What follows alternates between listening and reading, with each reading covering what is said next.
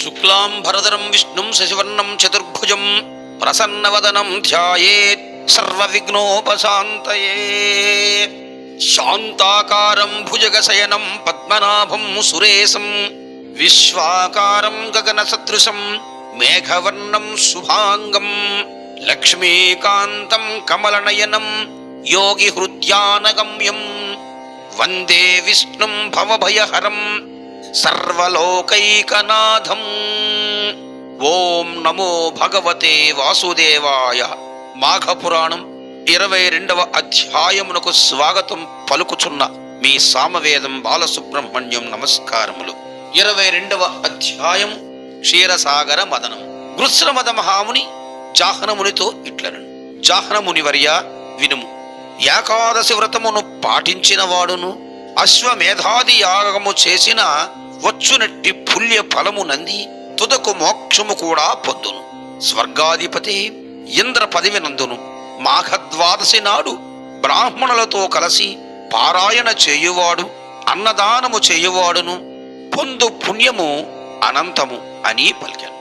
జాహ్నముని కృష్ణమద మహర్షిని తిథుల అనేకములుండగా ఏకాదశి అన్నింటికంటే శుభప్రదమైనది ఎట్లయ్యను.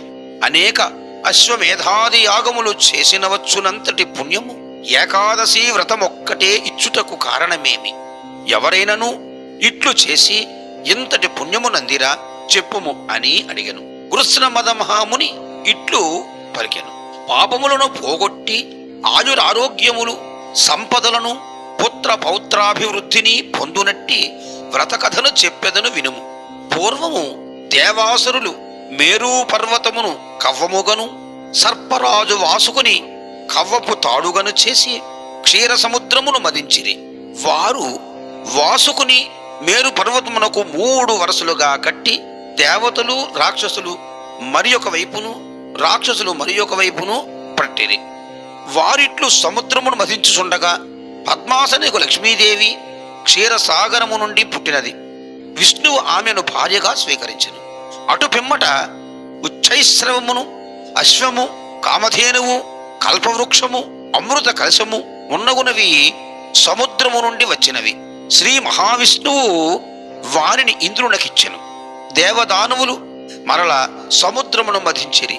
అప్పుడు దేవతలు రాక్షసులు భయపడి సర్వలోక శరణ్యుడైన శంకరుని వద్దకు పోయి నమస్కరించి స్తుతించిరి. దేవతలు రాక్షసులు ఎన్నో విధములుగా మనస్ఫూర్తిగా ఈశ్వరుని స్తుతి కావించినారు.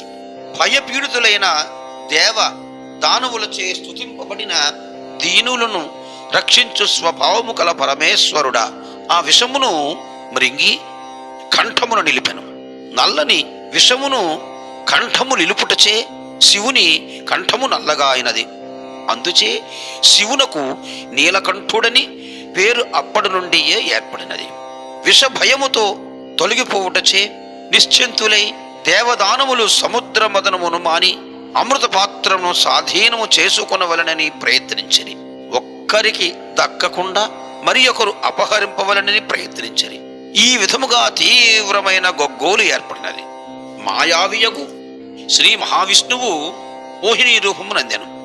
ఆ రూపము అన్ని ప్రాణులకు నయనానందము కలిగించుచుండెను. మనోహరములకు ఆమె స్థనములు జగనములు చూపరులకు ఉద్రేకమును కలిగించుచుండెను. ముక్కు వికసించి సంపెంగ పువ్వులనుండెను. నేత్రములు మనోహరములై సువిశాలములై ఉండెను. మృదువైన బాహువులు పొడవైన క్లేశములు తీగ వంటి శరీరము కలిగి సర్వాభరణ భూషితి అయి పచ్చని చీర కట్టుకొనెను. చెంచలమైన కడగంటి చూపుతో ఆ మోహిని అందరకును మోహము పొందించుచుండెను. ఆకస్మికముగా సాక్షాత్కరించిన ఆ మోహిని వివాదపడుచున్న దేవదానవులకు మధ్య నిలచి దేవతలారా దానవులారా అని మధుర స్వరమును పిలిచెను. ఆమె రూపమునకు పరవశులై దేవదానవులు ఆమెను మధుస్వరమునకు మంత్రముగ్ధులై వివాదమును మాని నిలిచరి. ఆమె దేవదానవుల వైపు చూచి దేవతలారా దానవులారా నేను మీ దేవదానవుల 2 వర్గమునకు మధ్యవర్తినయ్యుండి ఈ అమృత కలశలోని అమృతమును మీ 2 వర్గములకు సమానముగా పంచెదను. దేవతల వర్గం ఒకవైపును, రాక్షసుల వర్గం ఒకవైపును, ఎవరి వర్గము వారిలో తీరి కూర్చుండమని మరింత మధుర స్వరముతో వివాదపడుచున్న వారి అందరికీ నచ్చునట్లు పలికెను. ఆమె ఎవరో తెలియని ఆమె కనుక పక్షపాతము లేకుండా కలసలోని అమృతము సమముగా పంచునని ఎవరికి వారు తలంచిరి.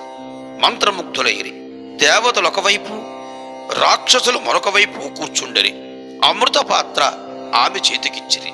అందరినీ వ్యామోహపరచుచు ఆ జగన్మోహిని అమృత పాత్రను చేతబట్టెను. ఆమె ఆ అమృత పాత్రలో నేర్పరి అయి 2 భాగములు ఏర్పరచెను. అందు ఒక భాగమును అమృతమును, మరొక వైపును సుర అంటే కళ్ళును ఉంచెను. రాక్షసులు ఉన్న వైపు కళ్ళును, దేవతలున్న వైపు అమృతమును వడ్డించుచు ఎవరికి అనుమానము రాకుండా అటు ఇటు తిరుగుచూ ఉండెను. రాక్షసులు సురను త్రాగి అది అమృతమని తలంచిరి.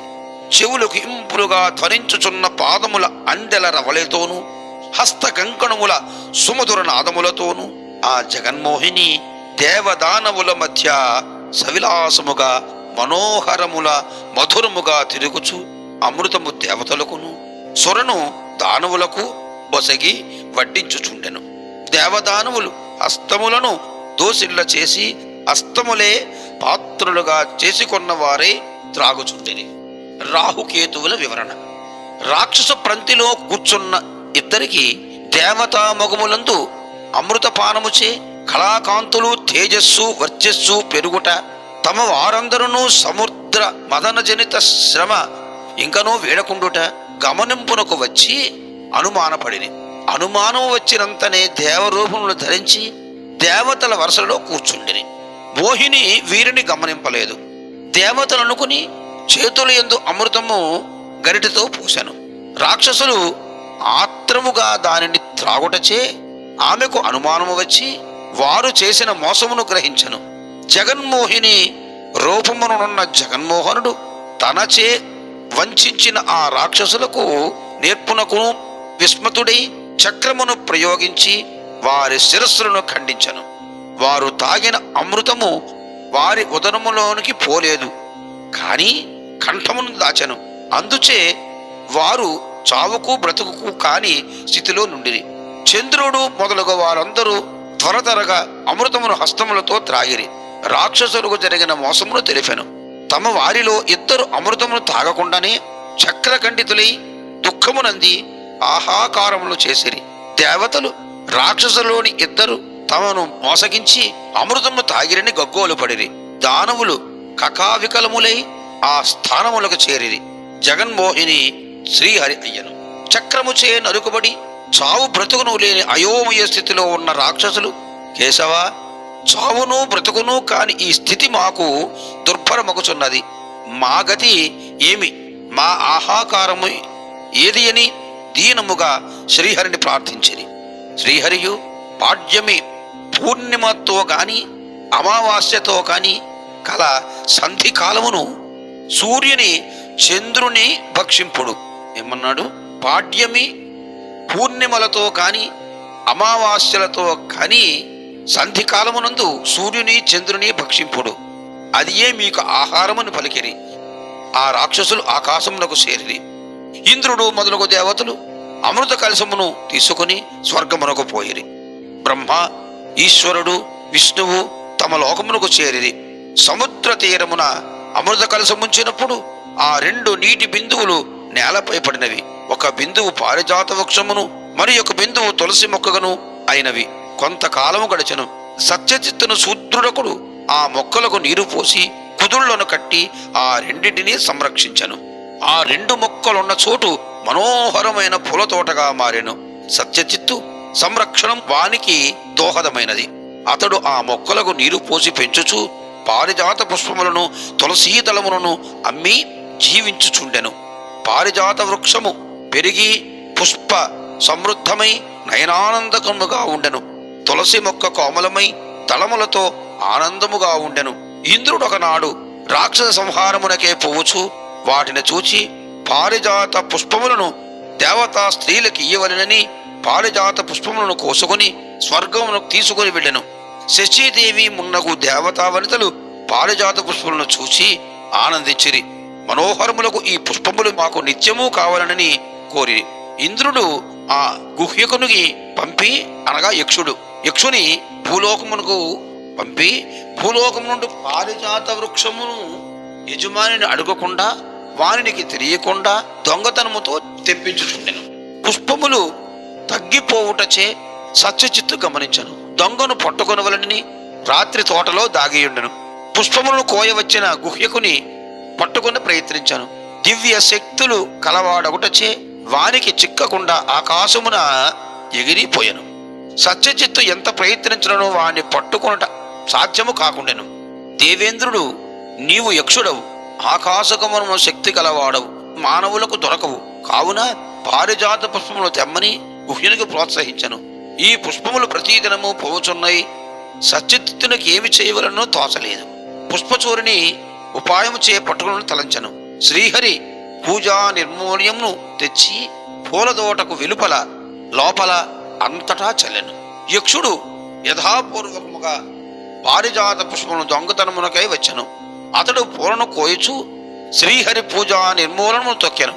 పుష్పములను కోయక శ్రీమన్నారాయణుడు పూజా నిర్మూల్యమును దాటెను. దాని ఫలితముగా దివ్యశక్తులతో పాటు ఆకాశగమనం శక్తి నశించెను. నేలపై కూడా సరిగ్గా నడవలేకుండెను. యక్షుడు ఎంత ప్రయత్నించినను అచ్చటి నుండి పోలేకపోయాను. జరిగినంతయు గ్రహించి సత్యచిత్తు వారిని పట్టుకుని, ఓరీ నీవెవడు, నిన్నెవరు పంపిరి? ఈ పుష్పములు మాకు ప్రతిదినము ఎందుకు అపహరించుచుంటివి? చెప్పమని గద్దించాను. నేను యక్షుడను, ఇంద్రుడు సేవకుడను. ఈ పుష్పములు అపహరించి ఇంద్రునికిచ్చుచుంటిని. ఇంద్రుని ఆజ్ఞ చే ఇట్లు చేసి తిని, కాని బుద్ధిశాలివైన నీకు చిక్కి తిని అని పలికెను. సత్యచిత్తు ఏమీ చేయక, ఏమీయూ మాట్లాడక ఇంటిలోకి పోయెను. ఇంద్రసేన సేవకుడు అయిన యక్షుడు 3 దినములు బందీ అయి ఆ తోటలోనే ఉండెను. స్వస్తి స్వస్తి ప్రజాభ్యః పరిపాలయంతా న్యాయేన మార్గేణ మహీం మహీషా గోబ్రాహ్మణేభ్యః శుభమస్తు నిత్యం. లోకా సమస్తా సుఖినో భవంతు, సర్వే జనా సుఖినో భవంతు. తథాస్తు. స్వస్తి.